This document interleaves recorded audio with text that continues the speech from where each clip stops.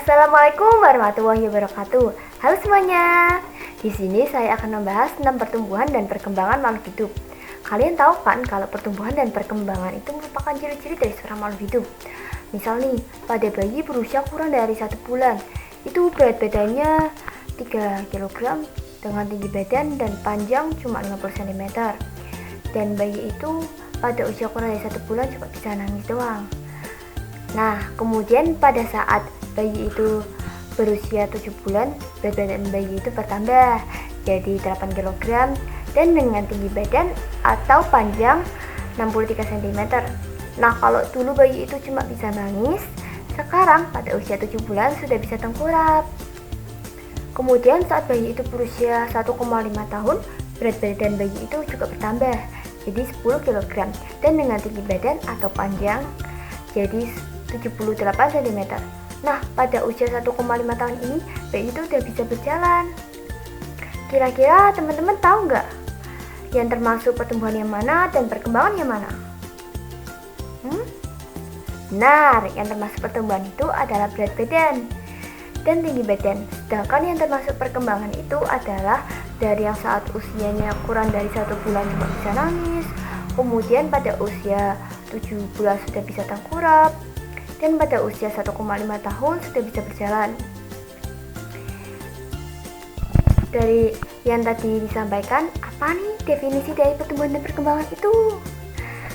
Pertumbuhan merupakan proses bertambahnya jumlah dan ukuran sel dalam tubuh. Pada saat kita mengalami pertumbuhan, maka sel di dalam tubuh semakin bertambah banyak.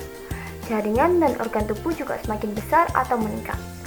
Sedangkan perkembangan adalah proses pematangan dari sel-sel tubuh menuju kedewasaan. Nah, itu disebut perkembangan, dimulai dari kematangan fisik, perubahan, kecakapan, emosi, dan pikiran menuju kedewasaan. Perkembangan tidak dapat diukur dengan angka seperti pertumbuhan yang dapat diukur dengan angka. Selanjutnya, dari definisi dan contoh tadi, apa nih perbedaan dari pertumbuhan dan perkembangan itu? Perbedaan yang pertama, kalau pertumbuhan itu berdasarkan ukuran seperti panjang, lebar, volume, dan massa. Sedangkan kalau perkembangan itu suatu proses menuju kedewasaan, seperti menuju keadaan yang lebih teratur dan kompleks. Perbedaan yang kedua, kalau pertumbuhan itu bersifat kuantitatif atau dapat diukur seperti tinggi badan, berat badan itu dapat diukur. Nah, sedangkan kalau perkembangan itu bersifat kualitatif atau tidak dapat diukur. Perbedaan yang ketiga, kalau pertumbuhan itu bersifat irreversible atau tidak dapat kembali ke keadaan semula. Seperti kalau misal bertambahnya tinggi badan nih, pasti tidak akan bertambah pendek kan? Nah, karena itu tinggi badan termasuk pertumbuhan. Sedangkan kalau perkembangan itu bersifat reversible atau dapat kembali ke keadaan semula. Ya, itu adalah perbedaan dari pertumbuhan dan perkembangan. Setelah itu, kita akan membahas tentang pertumbuhan dan perkembangan pada tumbuhan. Yang pertama, itu adalah perkecambahan. Perkecambahan adalah proses di mana biji mulai tumbuh dan berkembang menjadi tumbuhan baru. Proses ini dimulai dengan inhibisi, yaitu penyerapan air oleh biji yang memecahkan massa dormansi dan mengaktifkan embrio di dalamnya. Dengan bantuan hormon giberelin, enzim seperti amilase, protase, dan lipase diaktifkan untuk memecah cadangan makanan dalam biji, memberikan energi bagi pertumbuhan awal pada tumbuhan.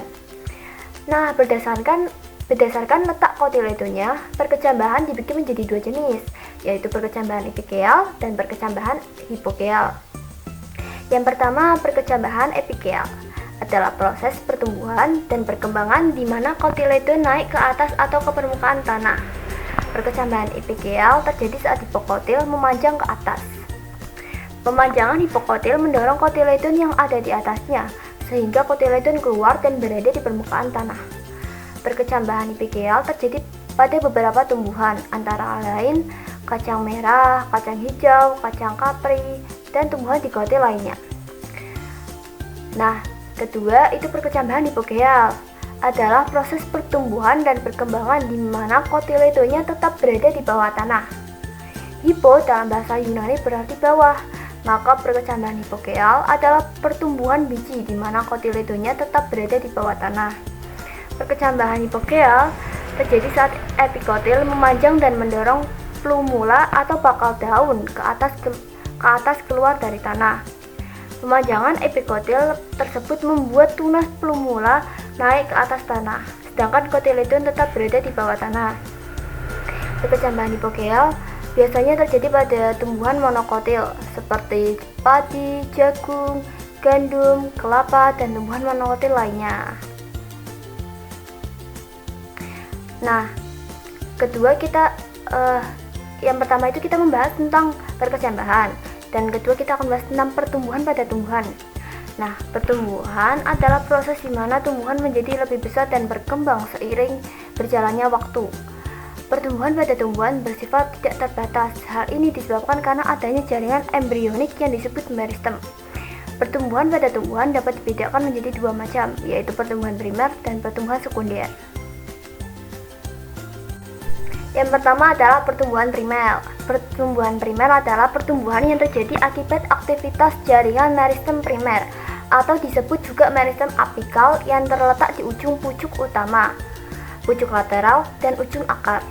Aktivitas meristem apikal akan menyebabkan pemanjangan pada akar dan batang, pembentukan cabang batang dan akar. Nah, yang kedua itu pertumbuhan sekunder.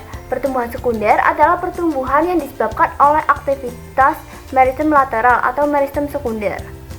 Meristem lateral atau meristem sekunder merupakan jaringan meristem yang terdapat di dalam kambium pembuluh atau kambium vaskuler dan kambium gabus atau velogen. Nah, aktivitas meristem sekunder mengakibatkan pertambahan besar tumbuh-tumbuhan. Meristem sekunder umumnya terdapat pada tumbuhan dikotil seperti pohon jati, mangga, dan rambutan. Itu saja yang dapat saya sampaikan. Kurang lebihnya saya mohon maaf. Wassalamualaikum warahmatullahi wabarakatuh. Bye-bye.